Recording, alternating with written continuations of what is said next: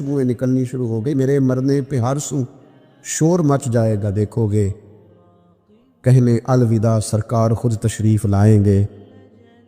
عزیز دوست، اللہ تبارک و تعالیٰ نا اپنے بندوں سے بڑی محبت فرماتا ہے، اور رب کریم تو ساری مخلوق سے ہی بڑا پیار کرتا ہے، لیکن اگر کوئی بندہ نیک بھی ہو، صالح بھی ہو، پرہیزگار بھی ہو، پھر تو وہ اللہ کا محبوب بن جاتا ہے۔ اور رب کریم کی یہ بھی منشا ہے، اللہ تعالیٰ کی یہ بھی رضا ہے کہ جس سے اللہ محبت کرتا ہے نا، اس سے لوگ بھی محبت کریں۔ قرآن مجید میں اللہ کریم نے فرمایا ان الذین آمنوا وعملوا الصالحات سیجعل لهم الرحمن ودا، بے شک جو لوگ ایمان لانے کے بعد نیک اعمال کریں، رحمان لوگوں کے دلوں میں ان کی محبت پیدا فرما دے گا۔ صحیح بخاری اور صحیح مسلم میں حدیث ہے، نبی پاک علیہ السلام فرماتے ہیں جب اللہ تعالیٰ کسی بندے سے محبت کرتا ہے تو حضرت جبریل امین علیہ السلام کو بلاتا ہے، اور بلا کر کے فرماتے ہیں جبریل میں فلاں آدمی سے محبت کرتا ہوں، آسمان دنیا پہ اعلان کر دو کہ سارے لوگ اس سے محبت کریں۔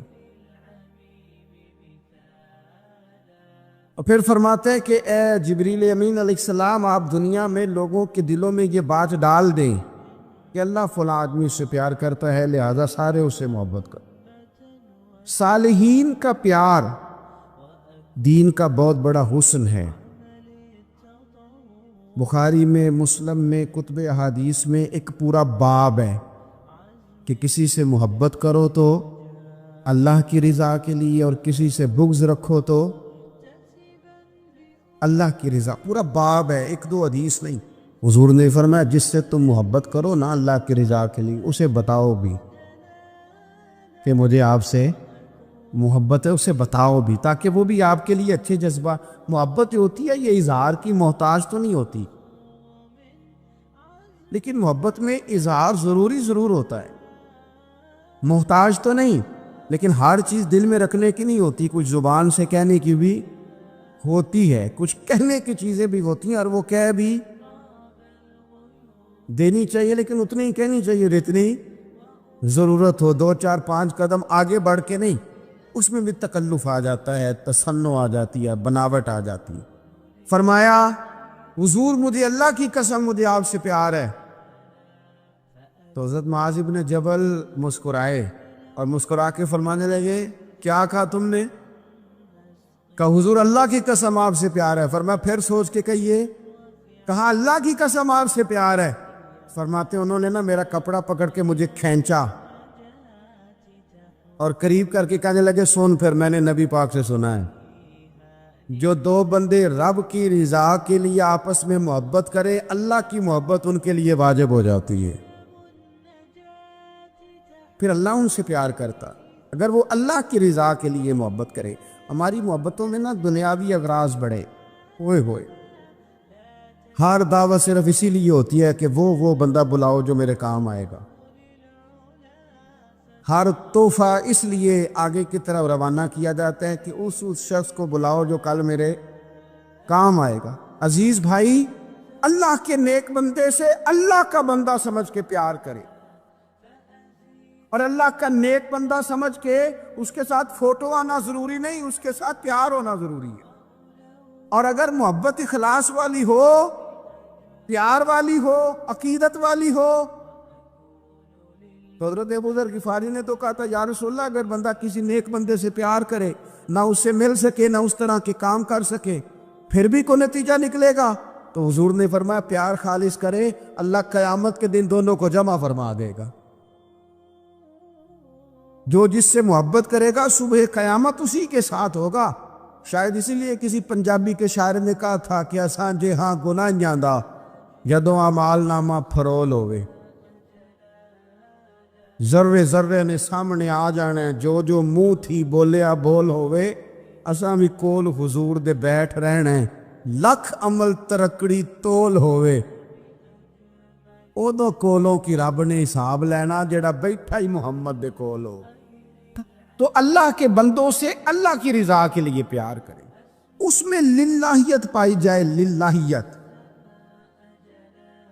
للہیت ہو اس میں کوئی اور نہ ہو، بندہ ہو اور اللہ کی رضا ہو، یعنی درمیان میں رب ہو، اور تیسرا وہ شخص ہو۔ رضا الہی جب مقصود ہو پھر شکوے بھی پیدا نہیں ہوتے، پھر شکایتیں بھی پیدا نہیں ہوتی، پھر اپنی مرضی کے بندہ جملے بھی نہیں بیان کرتا، پھر کسی جگہ کوئی تکلف بھی اس میں نہیں پایا جاتا۔ تو خالصۃ لوجہ اللہ تعالی آپ اللہ کے بندوں سے محبت کریں اور خاص ان کے لیے جذبات پیدا کریں۔ آپ کی طبیعت میں خاص جذبہ ہو، خاص شوق ہو، کسی پراپوگیٹ کرنے والے کے کسی پراپوگنڈے کا شکار نہ ہو۔ آپ کی طبیعت ہو، تبھی میلان ہو، ذوق ہو۔ حضرت حرم بن حیان تابعی ہیں، فرماتے ہیں جب میں نے یہ حدیث سنی نا کہ نبی پاک علیہ السلام نے فرمایا ہے کہ حضرت اویس کرنی ان کی دعا کی برکت سے اللہ میری امت کے لوگوں کی بخشش کرے گا، اور جب میں نے یہ سنا کہ حضرت مولا علی جیسے لوگ، حضرت عمر فاروق جیسے لوگوں کو جبہ دے کے بھیجا گیا ہے، اور حضور نے بھیج کے کہا ہے کہ اب ایسے کہنا میری امت کے لیے دعا کرے، تو فرماتے میرے سینے میں لو لگ گئی کہ میں حضرت اویس کرنی سے ملوں، میری طبیعت لگ گئی، میرا شوق آ گیا کہ میں خواجہ اویس کرنی رضی اللہ تعالیٰ عنہ سے ملوں۔ میں نکل پڑا، اللہ کے بندے کے لیے نکلا۔ حضرت حرم بن حیان کہتے ہیں، اس کو ابن الجوزی نے بھی لکھا ہے، داتا گنج بخش علی اجویری نے بھی لکھا ہے، کہتے ہیں میں ڈھونڈنے لگا حضرت اویس کرنی کو، بڑے شہروں میں گیا پر وہ ملے نہیں۔ داتا صاحب کہتے ہیں وہ حال والے آدمی تھے، ان پر بھی حال تاری رہتا تھا، اسی کسے دے کچھ نہیں جے لگ دے تے نہ کوئی ساڈا دردی، وہ بھی اپنی کیفیت میں رہتے تھے۔ داتا صاحب نے لکھا ہے جب دنیا ہستی تھی تو حضرت اویس کرنی رویا کرتے تھے، جب لوگ روتے تھے تو وہ ہنستے تھے، وہ سادہ غذا کھاتے تھے، کسی سے کوئی لین دین نہیں، اپنے طرز کلام، اپنی زندگی۔ یہ لوگ بھی بڑے شاندار ہوتے ہیں، فرماتے ہیں کہ وہ اپنے حال میں رہتے تھے۔ حضرت حرم بن حیان کہتے ہیں میں نے بڑی جگہ ڈھونڈا، پر میں جہاں جاتا لوگ کہتے ہاں گندمی رنگ والے، ہاں جن کے چہرے پر کچھ برس کے داغ ہیں، وہ جن کا چہرہ اور وجود بڑا روب والا، وہ اویس کرنی۔ کہتے ہیں میں ڈھونڈتا ڈھونڈتا جس شہر میں جاتا لوگ کہتے وہ آئے تھے پر چلے گئے۔ وہ کسی نے کہا تھا نا اویسیوں میں بیٹھ جا، بلالیوں میں بیٹھ جا، صفیں تو سب بچی ہیں تو عشق والیوں میں بیٹھ جا۔ فرماتے میں وہ صفیں تلاش کرتا ڈھونڈتا، نہ ملے مجھے، بالآخر میں عراق پہنچ گیا، نہر فرات کے کنارے ساری دنیا سے علیحدہ ہو کے وضو کر رہے تھے۔ کہتے ہیں میں پیچھے کھڑا ہوں، میں نے جا کہا السلام علیکم، تو حضرت اویس کرنی چہرہ اٹھا کے کہنے لگے وعلیکم السلام حرم بن حیان۔ تو میں نے کہا حضور آپ مجھے جانتے ہیں؟ فرمانے لگے عرفت روحی من روحی کا، میری روح تیری روح کی جاننے والی ہے۔ کہتے ہیں میں نے کہا حضور کو نصیحت کر دے، تو فرمانے لگے پہلی نصیحت تو یہ ہے کہ آج کے بعد مجھے ملنے نہ آنا، میں نہیں پسند کرتا، میں تنہا رہنا چاہتا ہوں، مجھے نہیں شہرت اچھی لگتی، میرا نہیں دل کرتا لوگ میرے پیچھے بھاگے، آج آیا ہے آج کے بعد نہ آنا، بس چھوڑ دے مجھے میرے حال پہ، میں اپنی زندگی اپنے حساب کے مطابق گزارنا چاہتا ہوں، تو آج کے بعد نہ آنا۔ اور پھر فرمانے لگے اگلی نصیحت یہ ہے کہ جو رب نے تجھے دے دیا ہے نا اس پہ راضی ہو جا، اگر اس پہ راضی نہیں ہوگا تو تکلیف میں رہے گا۔ فرماتے ہیں میں نے پھر کہا میرے لیے دعا کر دے، تو انہوں نے ہاتھ اٹھائے، کہنے لگے یا اللہ میری اور اس کی جنت میں ملاقات کرا دینا۔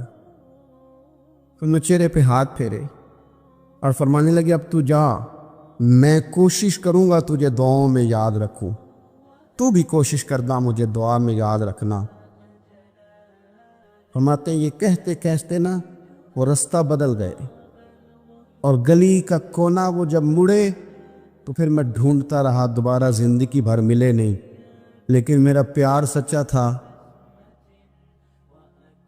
وہ مجھے ویسے تو نہیں ملے پر خواب میں کئی دفعہ مل جاتے، اور خواب میری وچ بھی آیا باہی تے میں پھر وہ گل وچ پا لئیاں باواں تے ڈر دی ماری اکھ بھی نہ کھولا کتے پھر بچھڑ نہ جاواں۔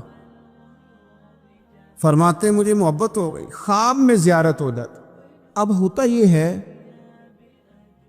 کہ ہمارے زمانے میں کچھ لوگ تو بیچارے ویسے ہی بڑے بعض چیزوں سے آوازار ہیں، ان کی طبیعتیں ویسے ہی بڑی تلخ ہیں، بڑی ترش ہیں، وہ ویسے ہی ذرا دنیا سے ہٹ کے چلنا چاہتے ہیں، ان کا مزاج ہے۔ وہ کیا کرتے ہیں کہ وہ بدگمانیاں پیدا کرنا، سوسائٹی کے اندر بری سوچوں کا فروغ دینا اپنے لیے وہ ضروری سمجھتے ہیں اور اپنی ذمہ داری سمجھتے ہیں۔ میں اکثر یہ مثال دیا کرتا ہوں کہ محبت بھی اگر ہم پیدا کرنا چاہیں تو پیدا ہو سکتی ہے، اور کسی کی عداوت پیدا کرنا چاہیں تو وہ کام بھی ہو جاتا ہے۔ بہو جانا چاہ رہی تھی میکے، اس نے اپنے شوہر سے یا اپنی ساس سے کہا کہ مجھے گھر جانا ہے۔ تب ایک پہلو تو یہ ہے کہ وہ شام کو بیٹا گھر آیا تو اماں کہتی ہے کہ پتر دیکھ، بیٹا نہیں چاہ رہا تھا کہ وہ جائے، اماں اس کو اس کی ذہن سازی کرتی ہے، کہتی بیٹا دیکھ تو ہر وقت اپنی ماں کے پاس رہتا ہے، باپ کے پاس رہتا ہے، بہن بھائیوں کے پاس رہتا ہے، تو بیچاری اگر 6 ماہ کے بعد 3 ماہ کے بعد تقاضا کرتی ہے تو اس کا بھی تو دل کرتا ہے نا اپنے ماں باپ سے ملنے۔ اب بچہ نرم ہوتا ہے، وہ شوق سے گاڑی نکالتا ہے، شوق سے چھوڑنے جاتا ہے، اس کے دل میں محبت فروغ پکڑ گئی۔ ایک پہلو یہ ہے کہ اس نے مطالبہ کیا بہو نے کہ مجھے جانا ہے میکے، تو ساس صاحبہ نے شام کو اپنے بیٹے سے کہا کہ کوئی طریقہ تو نہیں نا روز جانے کا، اور جب یہ وہاں سے ہو کے آتی ہے تو اس کا لہجہ ٹھیک نہیں رہتا، پھر یہ اس کو غلط مشورے ملتے ہیں، تو پہلے تو وہ صاحب ویسے ہی لڑائی شروع کر دیں گے کہ جانا ہی نہیں، اور جب بات بڑی بڑھے گی تو وہ جائیں گے تو ساتھ یہ کہیں گے کہ جاؤں گا ضرور پر دروازے پہ چھوڑ کے آ جاؤں گا، میں نے اندر کیوں کہ یہ بھی کسی نے پیچھے سے اس کو بھرا ہے۔ آپ کسی بندے کے بارے میں بھی، کسی کے بارے میں، ہمارے تمام جگہوں پہ اسی طرح ہی ہوتا ہے، دوستوں کی محفل ہو، تنظیمیں ہوں، ہمارے دفاتر ہوں، سب جگہ کچھ لوگ باقاعدہ کام کرتے ہیں نفرتیں بھرنے کا۔ او فلانا تم نے دیکھا کیا کر رہا تھا، ذہن بناتے ہیں، بندہ اس سے الرجی کھانے لگتا ہے، نفرت کرتا ہے، کچھ ذہن بناتے ہیں یار کتنا بھلا آدمی ہے، دیکھو کتنے وقت پہ آتا ہے بیچارہ، گھر میں اس کے کوئی اور ہے بھی نہیں پھر بھی چھٹی نہیں کرتا، وقت پہ آتا ہے۔ تو یہ ذہن سازی نفرتوں کی بھی لوگ کرتے ہیں، محبتوں کی بھی۔ ایک مثال اور دے دو چھوٹی سی، ایک مکھی وہ ہے کہ آپ کا پورا وجود موجود ہے پر وہ وہاں بیٹھے گی جہاں پیپ ہے جسم میں، باقی کسی جگہ نہیں، اس کا مزاج ہے غلاظت والی جگہ پہ بیٹھ، مزاج ہے، اس نے ڈھونڈ گئی کسی غلط بات پہ، ساتھ ہی غلط طبیعت ہے اس کی، مانتے نہیں بہت سارے لوگ پر غیبت کے قائل ہوتے ہیں، ذہن میں فطور ہوتا ہے، بیٹھنا ہی غلط جگہ پہ، حالانکہ باقی سارا جسم موجود ہے، پیپ والی جگہ پہ، ریشے والی جگہ پہ، زخم والی جگہ پہ بیٹھنا ہے، اور وہاں سے اٹھ کے جب کہیں اور بیٹھنا ہے تو وہاں بیماری پھیلانی۔ ایک مکھی وہ بھی ہے جو ڈھونڈتی ہے سارا زمانہ پر بیٹھتی پھول پہ، اور جب وہ پھول پر بیٹھ کر اپنے گھونسلے میں جا کے بیٹھتی ہے تو پتہ ہے وہاں کیا پیدا ہوتا ہے؟ شہد پیدا ہوتا ہے، اور شہد وہ ہے جو شفا دیتا ہے۔ آج کچھ لوگوں نے پراپوگیٹ کر دی چیزیں، جب تو نے کہا نا کہ اللہ میرا رب ہے، پھر ڈٹ جا، پھر اس پہ ڈٹ جا، پھر کھڑا ہونا سی۔ جب آپ میں استقامت ہوتی ہے، صبر ہوتا ہے، دیکھیں حالات جب بگڑے تو انہیں صحیح ہونے میں ٹائم لگتا ہے، وقت کے ساتھ جب چیزیں تبدیل ہوتی ہیں اپنے ٹائم کے، حضرت بلال حبشی رضی اللہ تعالی، بڑا مشکل نہیں، اکیلا آدمی، غریب آدمی، مکے کے سارے سرداروں کے قابو آ گیا۔ حضرت حسان، میں نے خود اپنی آنکھوں سے دیکھا، حضرت بلال کے گلے میں رسی ڈال کے بچے کھینچا کرتے تھے۔ یار خاصا مشکل کام نہیں۔ امیہ بن خلف ڈنڈوں سے مارتا ہے، آپ کے ہاتھ اور پیر چارپائی کے نیچے رکھ کے تو اوپر بیٹھے رہتے بڑی بڑی دیر، بڑی تکلیف نہیں، بڑی اذیت نہیں، لیکن حضرت بلال حبشی فرماتے ہیں پھر میں نے وہ سارے دکھ مٹتے دیکھے۔ وقت بیت گیا، وہی امیہ بن خلف ایک دن گھوڑے پہ تھا، گھوڑے اپنے کو تیار کر رہا تھا، لگام ڈال رہا تھا۔ حضور علیہ السلام گزرے تو فرمایا کیا کر رہے ہو؟ کہنے لگے اس گھوڑے پر بیٹھ کے آپ کو شہید کروں گا۔ تو حضور فرمانے لگے تیاری کر لے، تجھے قتل میں نہیں کرنا ہے۔ پھر جنگ کے موقع پہ نا ہلکی سی خراش لگائی رسول پاک نے اسے، یہاں گلے پہ، تڑپتا تھا، روتا تھا، سسکتا تھا۔ لوگ کہتے تھے امیہ کیا ہو گیا، اتنا سیانہ بندہ یہ کیا کرتا ہے؟ تو کہنے لگا تمہیں پتہ نہیں مجھے تکلیف کتنی ہے، ضرب تو چھوٹی ہے پر تمہیں پتہ نہیں لگائی کس نے ہے تو چھوٹی پر تمہیں خبر نہیں کہ لگائی کس نے ہے، کس نے یہ ضرب لگا دی ہے۔ پھر تڑپ کر سسک کر مرا۔ حالات بدل جاتے ہیں، حالات میں تبدیلیاں آ جاتی ہیں، اور جب آپ وقت دیتے ہیں تو بہت سارے معاملات ٹھیک ہو جاتے ہیں۔ حضرت عمار بن یاسر بڑا شروع میں کلمہ پڑھا، ان لوگوں نے بڑی تکلیفیں اٹھائیں جنہوں نے آغاز اسلام میں کلمہ پڑھا، حالات اور طرح کے اذیت، میرے حضور کو بڑی اذیتیں دی جاتی تھی۔ ابو لہب، عقبہ بن ابی معیط، یہ حضور کے دو ہمسائے تھے۔ کچھ نفسیاتی تکلیفیں لوگ دیتے ہیں، ذہنی طور پر پریشان کرتے ہیں، مزاج ہوتا ہے۔